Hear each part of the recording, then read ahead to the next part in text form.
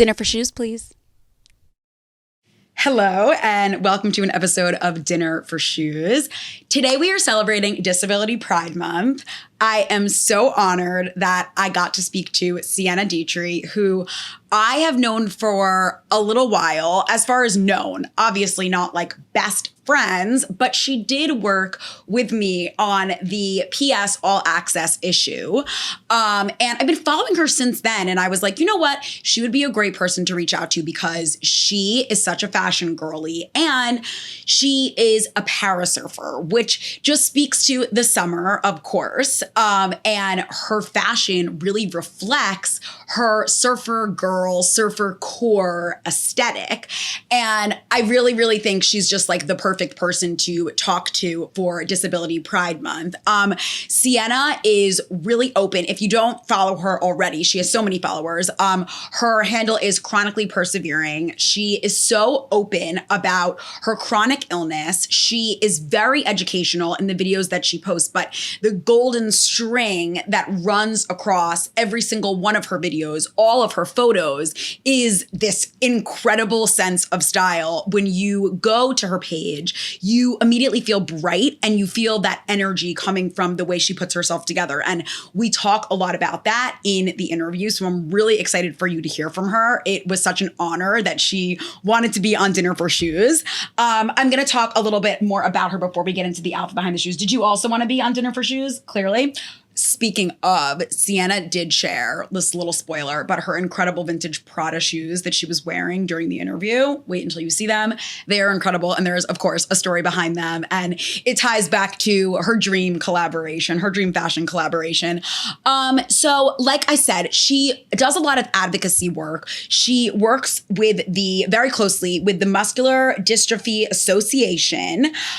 She also is very open and shares a lot about her pacemaker, which she keeps with her. Her brain basically doesn't tell her to breathe. So she is educational. She explains to her followers why she's wearing the pacemaker. And what's so great is that she does it with this like bold sense of style. And we're going to really celebrate that today. In addition to you hearing from Cienna, me trying her favorite meal, or what I would consider to be a twist on her favorite meal, because I couldn't find exactly what she loves, but I'll talk about that in a second. I also wanted to share some people who I have been following for a while. They are all disability advocates and they're fashion girlies, and they show exactly what my conversation with Cienna says. Obviously, Trish loves these shoes, that fashion is a space for everyone. I really liked what Cienna said, just that like her disability is what makes her diverse, the same way we are all diverse. We are all individuals. We all deserve to have a space in every single sphere that exists, right? So Cienna does a really good job of bringing that to life. And you're going to listen to our interview in just a sec. But I want to talk about my outfit behind the shoes. Kit is down here. She's on her back right now, just like with her belly up. She wants pets. Hopefully she comes up. It's funny, Kit used to be the one in all the videos, and now it's you, and you just like sit here like, oh, the spotlight loves me. So I want to talk about my out behind the shoes because I feel like my style today really does pay ode to Cienna. She, like I said, is very colorful. She loves the ocean. Like I said, she's a surfer. So I felt like these Nina shoes, I've never worn them yet. And I really like how when they glisten, they almost glisten to the color of whatever it is that you're wearing. I'm obsessed with that. They're so cool. They really remind me of the ocean, the way that they sparkle. So I had to wear these for Cienna's episode as an ode to her. And I am wearing a very special dress. Are you wearing a very special dress as well? Yes. So I'm wearing a very special dress. It is by Heidi Merrick. And this dress might look familiar to you, especially if you follow Meghan Markle. This is the ginger. I am obsessed with the color. It falls somewhere in between like lime, chartreuse, and golden yellow. And it's just really bold. And I felt like it was the perfect dress, like I said, to complement that really ethereal feel that I'm going for because of this episode. And I'll talk about my jewelry and how that ties in a second. But the ginger dress is available in Dandelion. This is the new color. ivory and natural. And it has been worn, the reason why you might remember it, by Meghan Markle and Abigail Spencer, who, by the way, I'm pretty sure are friends. Meghan, I know, has it in white, and I think Abigail Spencer has it is in this color. What is so cool is this 4-ounce heavyweight linen really gives the dress its structure and its volume and the way you move in it. I'm obsessed with the cutout right here. I also just like that it shows my beauty mark right here, which like I've been collecting beauty marks as I've gotten older. I get more and more, but like I like this little one. So I like this little peekaboo. You can wear the tie at the back, either on the side. You can wear it in the back, how I'm wearing it today. So there are so many ways to wear it, and it's kind of like the perfect summer dress. It's a bestseller for Heidi Merrick. Definitely check it out if you've never been on Heidi Merrick's site. I mean, she offers such incredible breezy summer silhouettes that you will like fall in love with and need for your next vacation. So she did offer a little quote about the dress. The style was born from intuitive draping with the intention of creating something elegant and easy, a nod to French simplicity. We all know I just got back from France and talked about how much I love Parisian style, with a bow-like tie that adds subtle playfulness, designed to feel clean, refined, and quietly romantic. It's elegance you can wear every day. Heidi Merrick is made in LA. This halter neckline and soft scarf collar are really the details that give this dress all of its traits, I think. And like I said, you can either tie it or let it loose. And the drop waist skirt is just very now. It's designed to move with you. It also has pockets, which is just so functional. Now I can't find them. Here they are. Here they are. It has pockets, which are just so functional. So I really love that too. And then on top of that, Heidi Merrick is also giving Dinner for Shoes listeners 15% off with the code, all caps, DFS15. So that's really exciting. You could buy this exact dress. I promise you will not regret it. I absolutely love it. And even though, like I said, it's heavyweight linen, it feels light to me. There are cutouts. It's breezy in the movement. So it's really giving you like the best of all worlds, honestly. And so my jewelry, I accessorized with these vintage, I'm going to say vintage now because I literally got them when I was in like middle school, but BaubleBar earrings. They have beads. They're colorful. I felt like they really spoke to Cienna's style. So as an ode to her, I wanted to wear them. And some blue stone rings. This one is by Marrow Fine. This one is vintage, and I think from my dad's brother's ex-wife. So yeah. And I really want you to go and take a listen to my interview with Cienna. I want you to learn all about the advocacy work that she does, all about her perspective on fashion. She really shares a lot about her surfing journey. So I think you're really going to enjoy the interview. And then when we come back, I will walk you through some of my favorite disability advocate fashion girls, influencers. Some of them are really into beauty as well. And you should follow them because they are brilliant. So go ahead and take a listen and we'll be right back. Let's talk a little bit about your phrase that's in your bio that says, my conditions are chronic, but my style is iconic, which I absolutely love. First of all, how did you come up with that? And when did you come up with that? So I used to have this virtual book club, and it's called Chronically Bookish. I mean, it's not like gone forever. It will come back because I love it and I love the community it created. But we'd always just like say these little things like, I don't know, but it would always end it like something is, you know, and then this is iconic. Like, I don't know. We would just like had it going back and forth at book club. And then one day I was like, you know, my conditions are chronic, but my style is iconic. And everybody was just like, stop. What are you doing? That's in your bio. And I was like, that's nuts. It's so true. Kind of funny. It just kind of happened. Do you feel like fashion kind of happened in that way too? Like, talk a little bit, if you can, about how fashion has kind of like played a part in your journey and why you keep it so present on your feed. Like, anyone who comes to your feed can see like you're a fashion girl. Yeah. So, well, my mom majored in fashion. So, like, I was born a fashion girly. I had no choice in the matter. When I was little, I was going to be a fashion girly. Like, my mom had my outfits to a T for every occasion. They were perfect. Like, going to the cherry festival, I had a little wicker bag with embroidered cherries on it, like, as a 5-year-old. So, like, I was like, this is my role in life. But it just made me so happy. And she kind of taught me that style was so unique to who, like, you are. So, everybody's was going to be different. Mm-hmm. And it was like a fun way to kind of like take who you are like on the inside and like show it to the world. Because like growing up, I was born like really tongue-tied and I had a really big speech difference. So that was always the first thing people noticed about me. It wasn't like anything about me. It was the fact that they literally could not understand anything I said. I had tongue reconstruction surgery in the 2nd grade and like years of speech therapy. So you really can't tell now unless I'm like really tired. But it was like the first thing people noticed, and I didn't like want that to me. I was like, there's so much more to me than just like the way I sound or like that you can't like necessarily understand what I'm saying. Like I'm so much more than that. So like I would just have like so much fun like putting together my outfits for school, you know, like wearing a dress to gym class. Like I don't know, it was just always like I always loved contrast.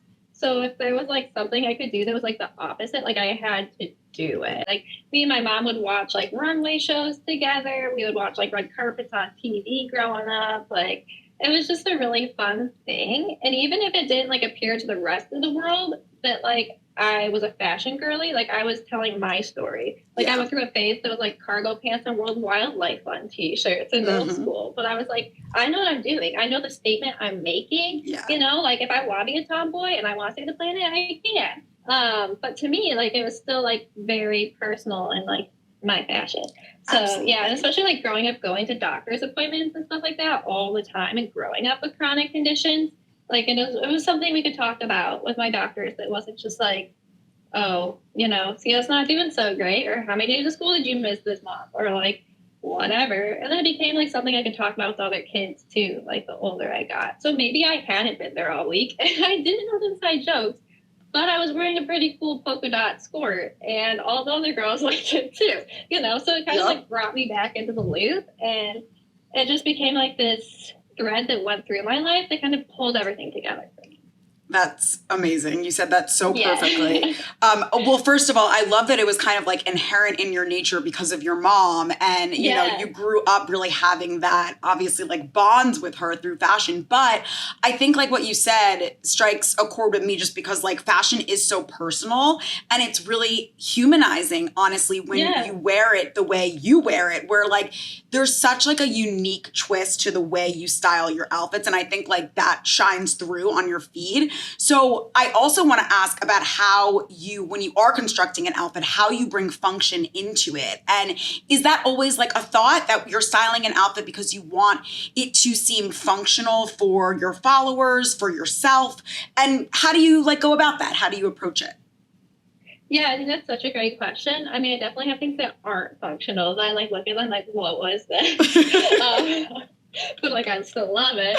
But yeah, I think you're right. Like so many of my things are really functional. Like this shirt today, it's like really cute and trendy, and it's like that like what is it, like really squishy, like stretchy, I like love that fabric. spongy ruche, like I don't even know what to call that material. But then at the same time, I'm like it's easy on off, like you know. So I think a lot of these things, like fashion, can be for everybody, and a lot of these things are just accidentally adaptive. We just don't think of them as they are. Like right now I'm wearing this like little sequin skirt down here, but like one of the things I love about it that no one would know is it kind of has like, you know how on like strapless bras they have like that sticky like little band right there? Yes, totally. Like it has this on the top of the skirt. Okay. But like when I'm seated, it doesn't ride up to my boobs. Yep. And I'm like, wow, that's great. It's the only skirt I've ever seen like that. And because of that, I love it. So, but like I didn't go searching for it. I was just in TJ Maxx last week before I went to like New York for Fashion Week, and I saw it and I was like, oh, you're mine. You know, like, because you don't like, you can't plan finding these things a lot of the times, especially like when you're looking for something functional.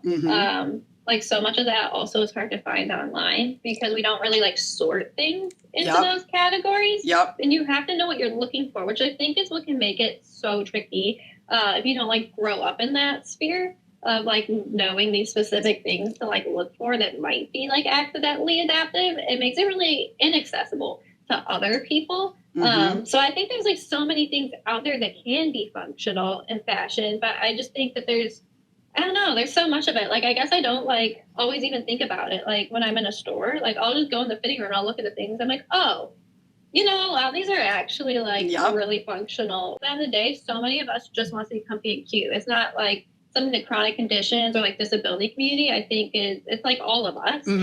Like we all want to be really cute, but we all want to be comfy, whether that's like, you know, people who want like pockets in their things, or like Yeah. it's something we're all kind of like searching for, I think. Like I do love how like Anthropologie specifically on their website, they sort like some of their just like non-adaptive items into functional categories, because they are. And I just think so many more stores need to do that. Like you don't need to create the wheel. You don't need to, like, so many things you're already doing are. I just love creating cute outfits. And like so many times, like it just happens to me because that's what I need. Yeah. You know, like I need that functionality. Either if it's like putting something on or like taking it off, or like it's an infusion day and I want to look cute. And okay, so maybe like a square neckline, my port's right there. It's already out there. So like, yeah.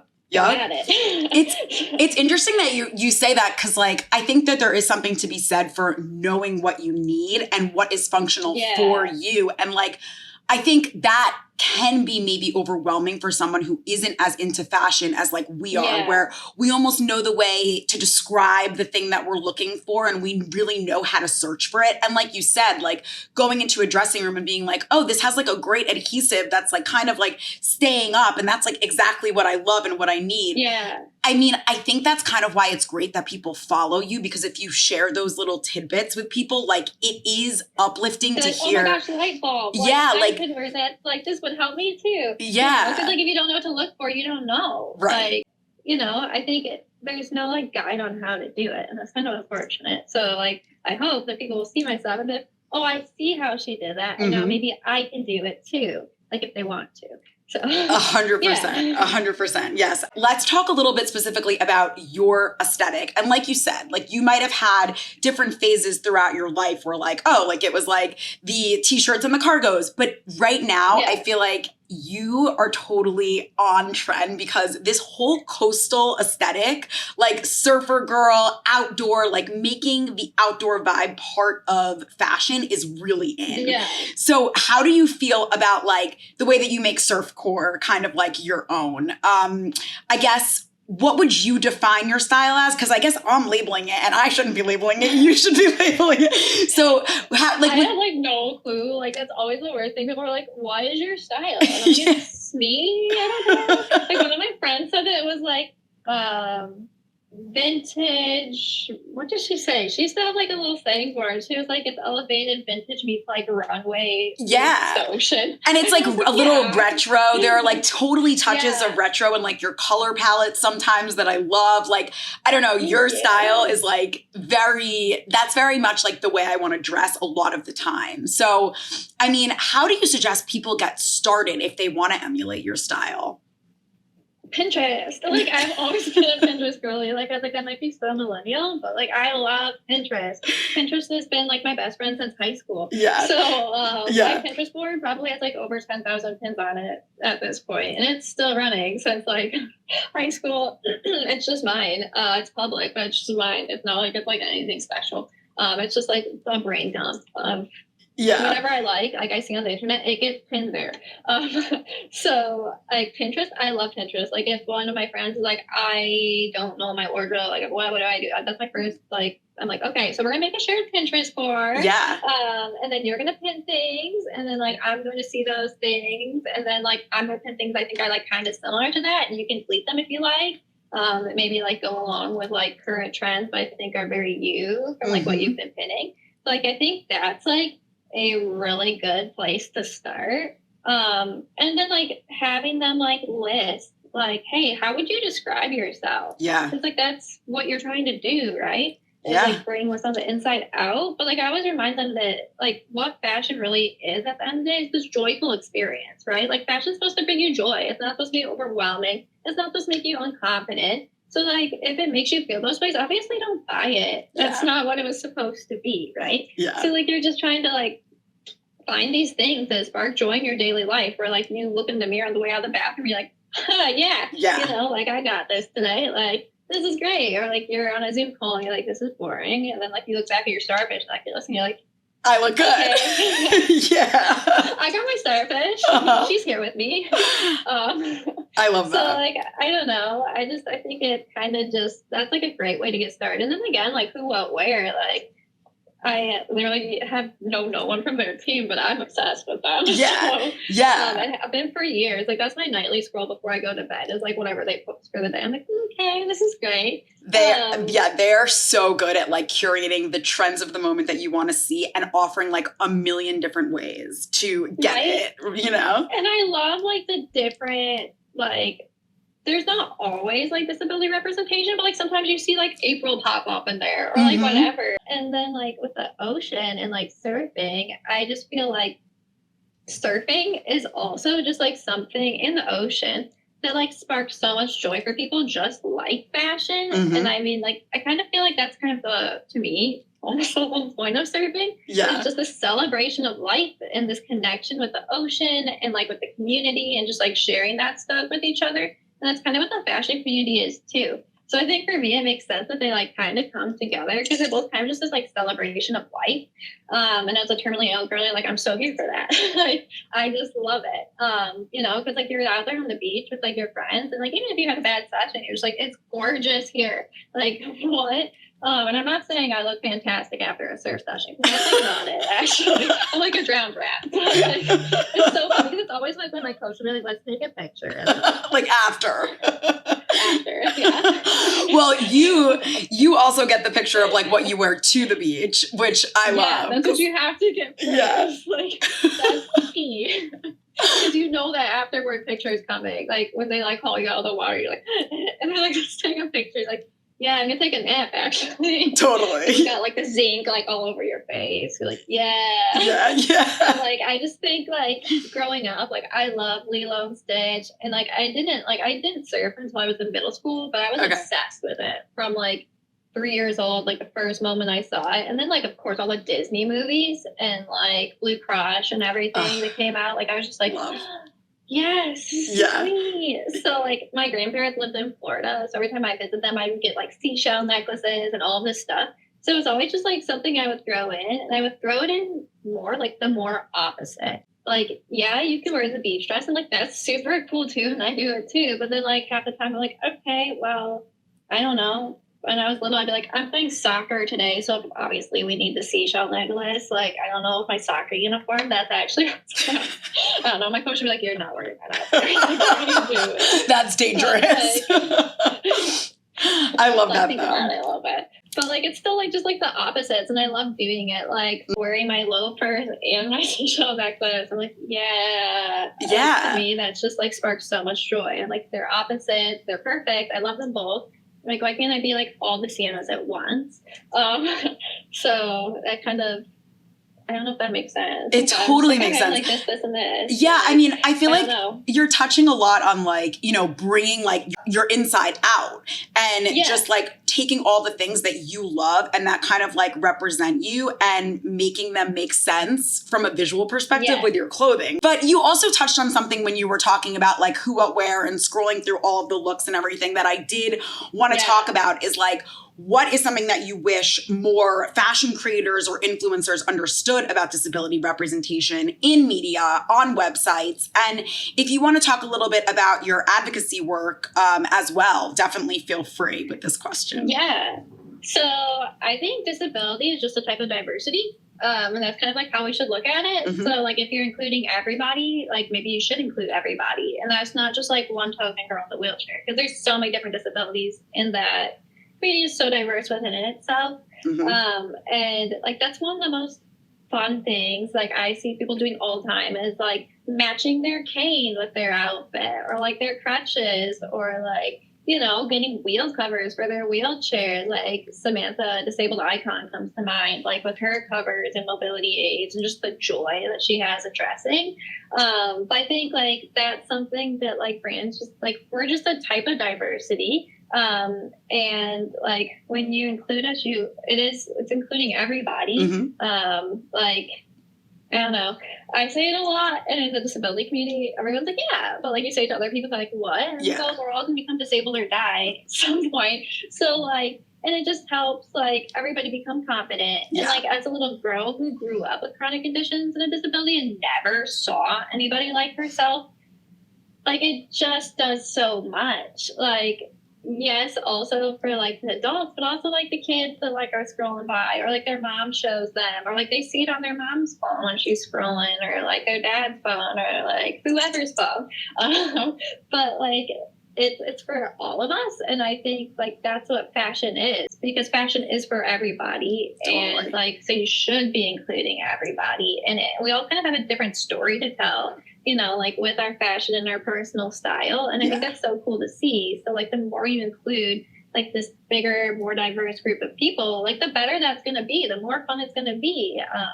So I just think, I couldn't agree with you more. I think like the fashion brands, or like the who, what, wears, and like all of that, like it's about like obviously having that representation, those pictures, but it's about having the disabled people all throughout it, right? Yeah. So like behind the scenes, like helping pick the stuff, writing the articles, like the whole way, like it should be all throughout it, because it is just the type of diversity. You know, and there's so many different ways to do it, but like including somebody who's disabled in doing it is so important. Yes. Yeah. No, yeah. We could talk about this forever. This is such a big topic. And it's all so true. And like you said, like fashion really is for everybody. So why wouldn't everybody be included when we see representation of fashion, right? Whether it's like on like the websites that you're talking about, scrolling through, or like, you know, even like shopping for a formal event. So I completely agree. And I think also Disability Pride Month is like a great time to, I mean, it's gaining more visibility, which is great. In that vein, like, how do you think that different social media platforms, especially because social media is so much a part of like what you do, can like amplify voices like yours even more, and just like kind of like show up and be an ally?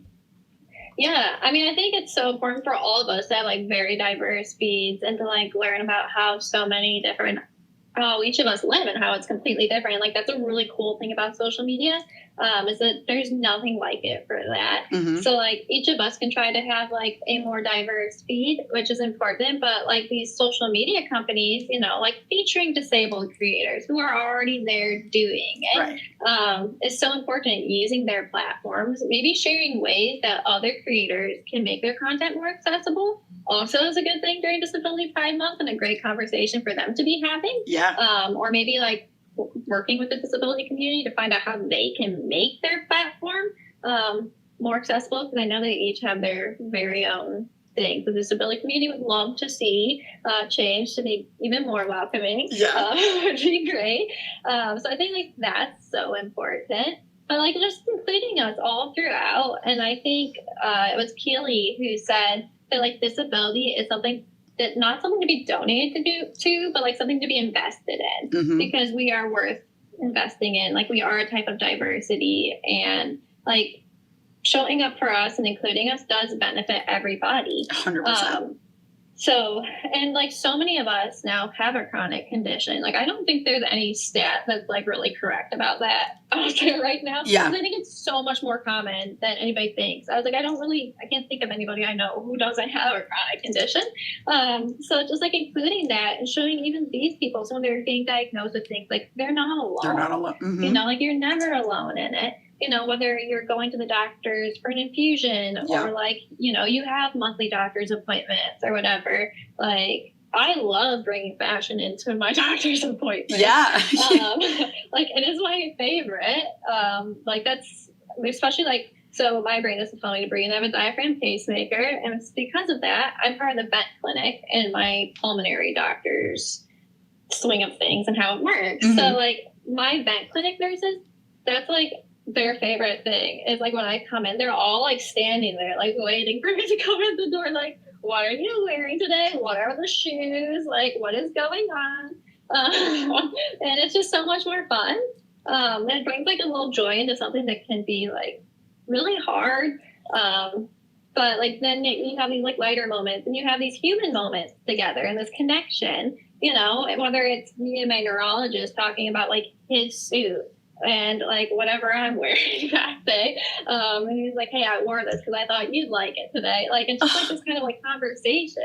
Like it's bigger, and like it's like a little like moment. I think we all need that, especially in like today's world. Yeah. And also like in the medical world, I love that like a big thing my doctors have like shared with me is that like I have a terminal illness, but like when you look at my chart and then they come in the room, like a lot of times if it's their first time meeting me, they'll like look at it and they'll like walk back out the door. And then they'll like come back in 5 minutes, they'll look at me and they'll be like, oh my gosh, I totally didn't think that was you because like you're so sick, but like look at you, you look great. And I'm like, yeah, so maybe we shouldn't make assumptions about people. Yeah. You know, like my happiness is not dependent on my health and neither is my style. Like I can still be like really cute and really sick. Like even in the ICU, for me, that was like such a big thing for my mental health was getting dressed like every day that I could.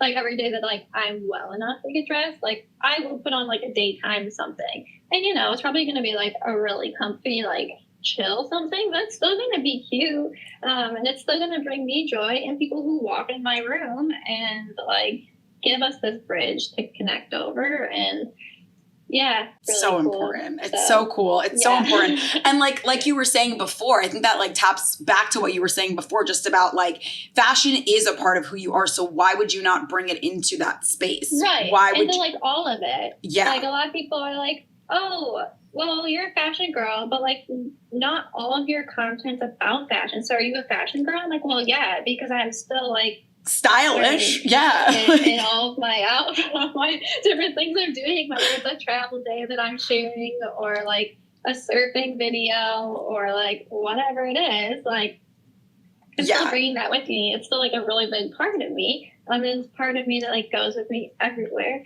Totally. So, yeah. And I think like, especially for, you know, like disability months, like working with like those different social media platforms and these companies to like see that disability is just a type of diversity and it's just one part of us, just like our love of fashion is. But like it's for everybody, so it's, you know, it's kind of cool. Yeah, exactly. Yeah. Totally. And because you just kind of were talking about like the different types of videos that you create, even if like one's not fashion, let's talk a little bit about when you do want to create a video that has this element of style in it. Like we see so many trends on TikTok, like a get ready with me, or just like, you know, like a what should I wear, this or that type of look. When you are thinking about like creating a video for your social media, where do you start? And like, is it just like you get an idea that pops in your head and you're like, oh, I'm going to create this video right now? Or is there a lot of planning involved? I think it kind of depends on the video. Okay. Like, you know, like sometimes I'm just like scrolling and I see like some other creator doing something. I'm like, oh my gosh, I love this. I can do a fun twist on it. And I already know I'm going to wear all these things. Or like, I just came back from like a really fun trip to Cancun with my manager. We had the best week.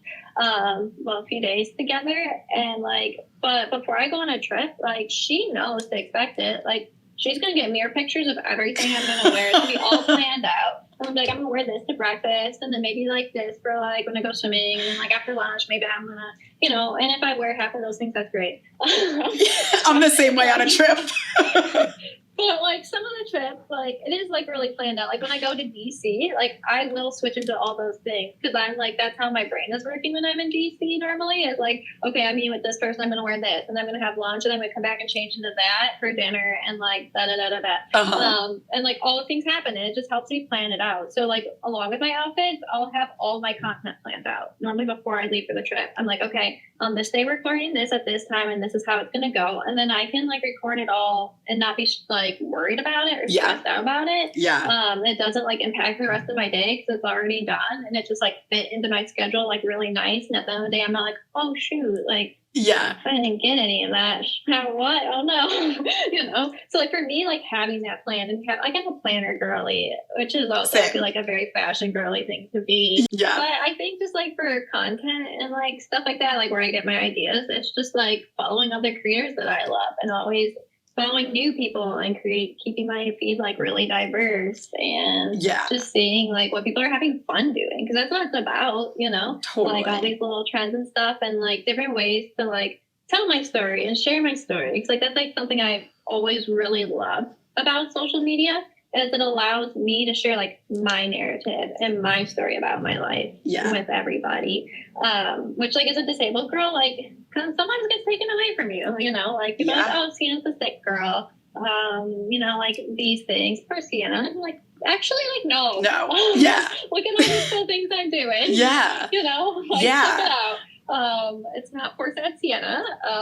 She's having a fabulous day, you know, maybe in New York Fashion Week, maybe you were at the White House surfing, but like, no. So I think for like me, like using it to tell the story, whether it's just like a quick 3-second trend or like whatever, like the storytelling aspect of it is like something I love, and being able to like control my narrative and be like, this is actually like what my life is like, and share with the world, like, this is what it's like living as a disabled girl in the world. Like, it's just exactly this. Like, it's no different. Yeah, and that's why I love what you do. Like you said, like, you know, obviously your fashion does shine through, and it's the consistent string that pulls all of your, you know, your different reels together. But I think it's so important to show all the different aspects of your life. Like, I almost, like, I prefer that over someone who's just showing, like, their outfits every day, you know? Like, I think that's so important. But, like, if you could, this is, like, in your dream world, but you obviously have had such amazing opportunities and have been recognized for your work and your style, and it's so cool. But, like, if you could have this, like, dream collaboration, it doesn't even have to be with a fashion or beauty brand, any brand, maybe it's, like, a surfer brand. What would be your dream collaboration? Like, what would that look like in your wildest dreams? This is so hard. Like, I literally be my manager of an app where we keep this list. Oh my God. Like gargantuan. Because I'm like, oh, these things, like, at every hour of the day. So we now just have a place where we keep my brain down. I mean, too much. But I think one of the ones that, like, for years, I was like, this would be so cool. We were talking about Disability Pride Month. I love the Real Real. As a fashion girly, the Real Real is my place. Yes. My heart list is so long. Like, it brings me so much joy. And then I, you know, every once in a while I get something out there. But, like, my vintage items, my pre-loved items, they are the ones I get the most compliments on 100% of the time. And they're the ones I have forever. Like, right now, since this is called Dinner for Shoes, right? Show me. Cool shoes on. So I've got these vintage Prada heels my sister got for me, and they will always be my like special shoes. Obsessed. And like a few years ago, I had a really great little twist in my health where I got to learn to walk for a little bit again. And the day that I FaceTimed my sister and told her I took my first step, she was on the other side of the country, went into a vintage shop and bought me these shoes. Those are special. Her and she made this connection with the lady in the store. They both cried. Like, every time she goes back in there, like, and sees this lady, like, just randomly, like, she just saw her for the first time since then, and she remembered her. She's like, you buy your sister those shoes? I was like, oh, my sister's like, yeah, she's obsessed with them. But the Real, like, I love my vintage pieces. But, like, what I love about the Real is there is something for everybody on the Real. So I'm just like, they could have the coolest disability, like, pride campaign where the, like, fashion is for everybody. And show, like, what a wide variety of things they have on their website, and the wide variety of, like, different disabled people in different chronic conditions styling them. And, like, I think it'd be so cool. And like, showing everybody's personal style. Because that's what the Real is to me, is, like, such a representation of, like, people's different styles and thinking about, like, the past lives these pieces have had. And I was like, I can get really nerdy about the Real. I think that would be, like, one of my dream collaborations. I mean, obviously, I would love to be like a Roxy girl. That would be like, or like a Billabong girl. But I could see it. Different, like, cute swimsuits and stuff. Because I think especially, like, people always, like, in the beginning, like, when people who follow me see it, they're like, wait, do people really say this stuff to you? Like, you don't actually surf. You're not surfing. And I'm like, well, come back to the comment section in, like, 3 hours. On my DMs anytime. Because, like, it really is. Like, people are just like, that's what? So I think it's showing people that, like, you can still love fashion. You can still surf. Even if it's not exactly the way they expect it to look, it is still surfing. It is still loving fashion. It is still part of you and your story. Like, that's like one thing I love about the surfing community is that we all, like the disabled surfing community especially, is we surf so differently. Yeah. Like one of my best friends, that surfs is 16. Her name is alla, and she's the best blind surfer in the world. This girl has the coolest beach style you've ever seen. It's so effortless. Like she was like raised right there on the beach. You're just looking at her like, girl, like you're so cool. Yeah. And then like her surfing, we surf completely differently. Like she surfs, her dad is her guide, and she just like rips. She's like amazing. Like you just watch her and you're like, whoa. Yeah. Girl.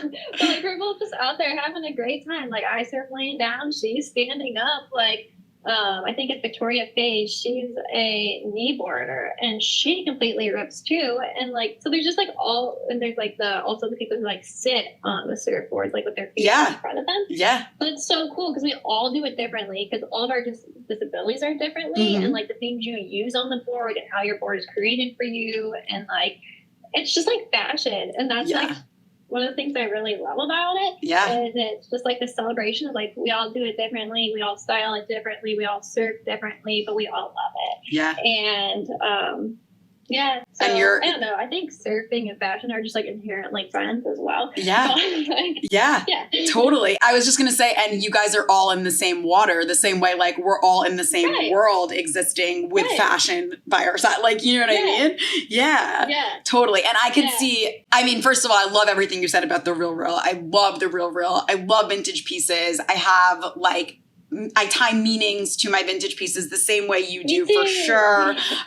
But I also could totally see you being like a Billabong or a Roxy girl and like talking about what you just said and like being the spokesperson. Right. It's so true. And like the ocean is for everybody. Yeah. And like, making the ocean accessible for everybody. Because I think a lot of people assume because they don't see people at the beach that are disabled, that like disabled people don't like the beach.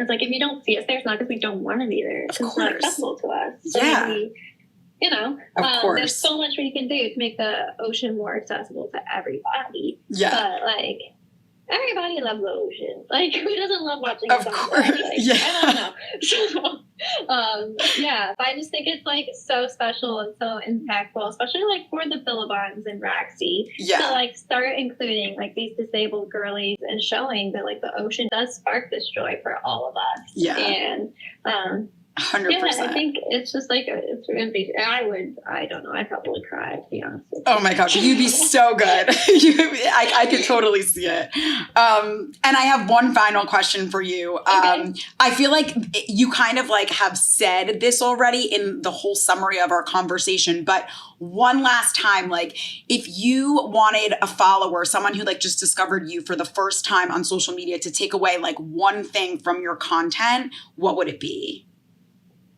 I think it's so hard. Like, I don't know. Like, I'm just a disabled girl in the world, and this is just my life. And I hope by like looking at it, you see that like I'm just a girl too. You know, like I might be disabled, but like I'm just sharing my life, just like we're all living it. And like I do have a life as a disabled girl. I do love fashion. I do love surfing, and this is just it. So, you know, and I just hope that they learn that, like, you know, I might be terminally ill, but my happiness is not dependent on my health. Not at all. And neither is, you know, my style or my surfing or, like, the things I do. And, like, I know I can't control what happens to me, but, like, I can't control how I react. And my style is, like, a really big part of that. Mm-hmm. So, yeah, I'm just me over here. I love and, like, that. I hope it just, like, sparks joy for somebody. Because, like, at the end of the day, like, that's my big thing. Like every day I'm just trying to choose happiness and find it in those little moments, whether it's my seashell necklace. And I just love that, sharing that with everybody. So yeah, I love that. And I mean, just so you know, that's why I reached out to you, because your page sparks joy for me. So you are doing it. So accomplished. I should just like close my laptop and be done for the rest of the day. Seriously though. Content to edit, so. But in the grand scheme of things, like, it's so important for you to know that, like, how much joy it sparks for me. So I'm just glad to keep following you. I'm glad to feature you on the pod. Oh, fashion girly, that means so much. Yeah. We're back.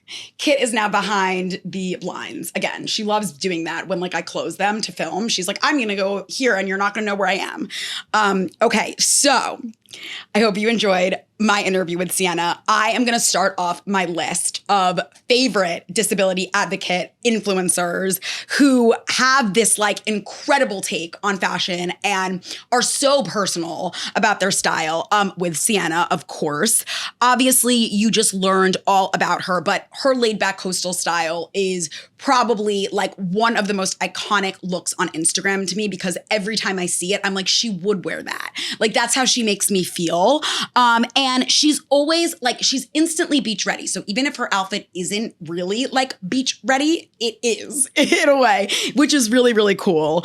I just think that like in a second, she could just be like on the beach, ready to surf in anything that she wears. And she has the coolest accessories, from her jewelry, like you saw during the interview, to her hats, to her shoes. Oh my God, those Prada shoes, right? Incredible. I also want to talk about Jillian Mercado, who I have been following for a while.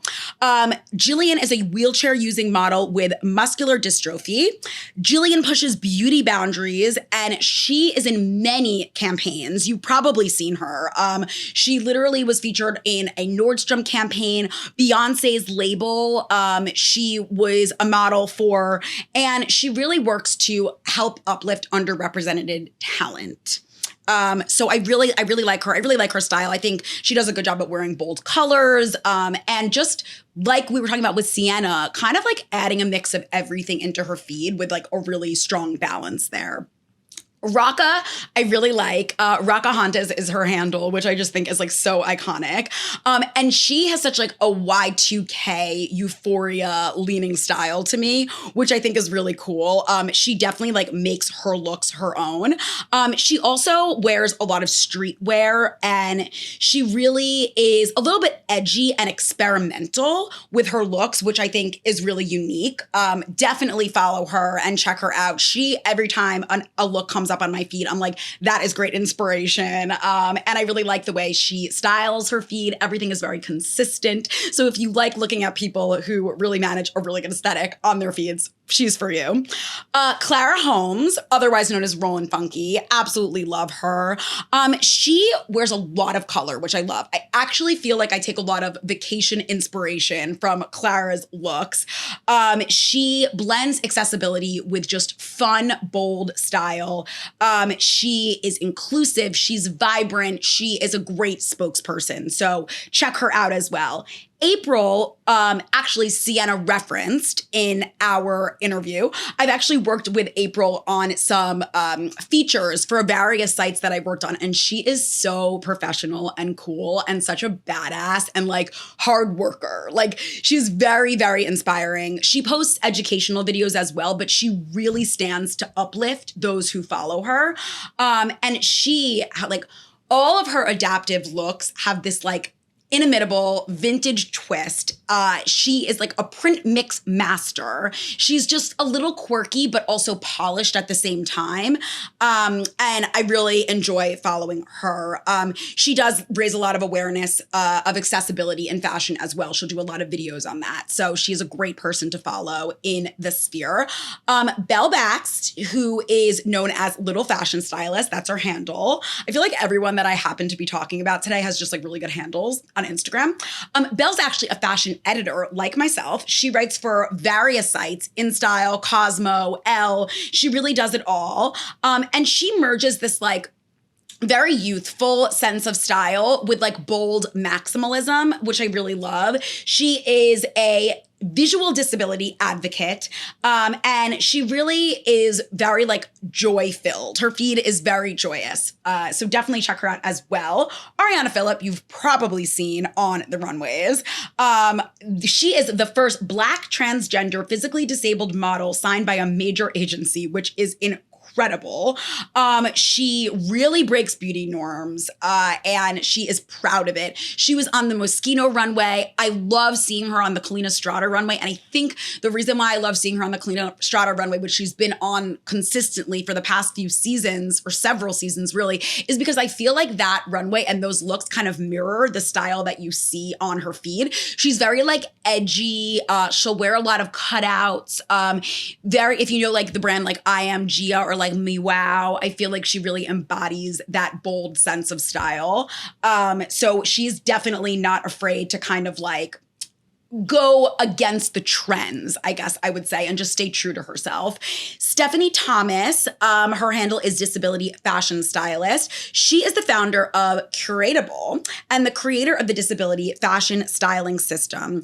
She actually styles Hollywood talent, and she also consults with brands to improve adaptive clothing representation. So she is really making moves and doing a lot in the industry, which is super important. Curatable, which she founded, is a community that reveals possibilities in fashion tech mixed with disability curation. So they really connect all of these people and brands together to make fashion a more inclusive space, which I love. Jessica Kellgren-Fozard. Oh my God. Okay, so she is a deaf and disabled LGBTQ activist.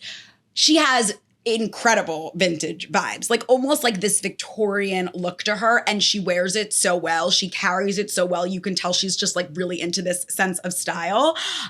She is actually a vintage style advocate, but she posts a lot of informational videos that you would be like crazy not to follow her to learn from her.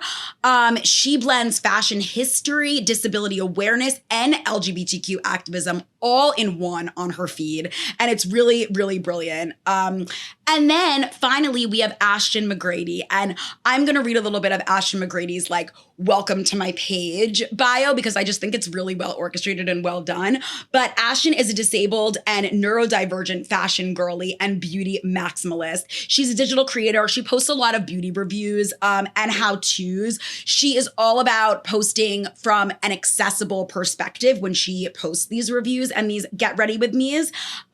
She wrote, I create content for the folks who have felt left out of the beauty aisle, who want fashion that actually works while sitting down, and who are tired of being told disability is nothing more than a tragedy. I wasn't always a creator. I started teaching in special education, got burned out, and had to take medical leave, and then eventually realized that the most powerful way I could teach was by sharing my own story, the real, messy, complicated, yet joyful one. Because for so many of us, doing our makeup or getting dressed isn't a luxury. It's self-expression, it's dignity, it's being able to engage in basic hygiene or carve out a quiet moment of care. It's a way to feel like ourselves again, even on the hardest days. If you're new here, welcome. If you've been here, thank you. This space wouldn't be what it is without you. And I feel like I've always thought of like ways that I would reintroduce myself to my followers as like an editor and kind of like write a little bit about me. And I just feel like that succinct bio is so great. And I really, really appreciate it. So on that note, I want to go get Cienna's favorite meal so I can try it. And I will read to you exactly what her favorite meal is, and then the research that I did on that meal and what I ended up with. Be right back. Rosticeria Da Gigi. Oh my God. Trish comes like running, sprinting over. Kit, are you interested, Kit? Gosh. Okay. All right. I want to like make you just put your shoes on that. And now you're going to put pasta on that. Is that smart? All right, maybe we'll eat out of but I really want to make, I wanted to make it look pretty, you know? Okay, here's what we're going to do. We're going to try, I'm having trouble deciding what we're going to do. What if I get a new plate? You guys know where I hide the plates. They're right here. Spoiler. All right. I mean, look at that. And I'm wearing blue and yellow, and now the plate is yellow. Oh my God, it's brilliant. Okay, so Cienna's favorite meal is pasta of any shape with palomino sauce. I know what vodka sauce is. I know what bolognese sauce is. I didn't know what palomino sauce was. Let me just like make this. Oh my God, there's a cat hair in it. I wonder how that got in. And I don't think it's from Rosticeria Da Gigi, which I had to pronounce or practice saying like a million times. This piece is, oh, I love al dente pasta. I just love al dente. Okay, and this is the penne vodka. So we're gonna try a little bit of both. So here's what I ended up doing. Palomino sauce is a tomato and cream-based sauce with a little extra zip. It is commonly served in Italian-style restaurants. Okay, it's commonly made of heavy cream, and it becomes this rose-colored pasta sauce. But since they didn't have that on any menu I could find near Hoboken or Jersey City, I decided to get penne vodka and then pasta and tomato sauce because I felt like that was the best of both worlds. That's what I did. I always improvise, guys. And I'm going to decide if I like the penne vodka more or the pasta with tomato sauce. So neither of these are palomino, but they fit the bill. you know, if I have one penne vodka piece with one red sauce piece, it'll work. All right, that's the penne vodka. It's really good. Don't want to get it on my Heidi Merrick dress. I should be wearing a napkin on this dress. I'm going to be careful. Okay, that's the penne vodka. It's good. It's good. The pasta's al dente. I love al dente pasta. So does she. Trish, are you kidding me? It's like, how hungry is she? Your first taste of penne vodka ever in your life. All right, this is weird and gonna be a surprise, but I think I actually like the regular tomato sauce better, even though it doesn't have that like creamy penne vodka. And it's because for some reason, this ziti is just more al dente and I love al dente pasta. But Trish's favorite is the penne vodka, just to let you know. Clearly. I really hope that you enjoyed our Disability Pride episode. Thank you so much for hanging out with us. Don't forget to shop on Heidi Merrick's site, DFS15, and you get 15% off. We love you, and we will see you soon. Bye. Happens all the time. Fashion is a space for everyone.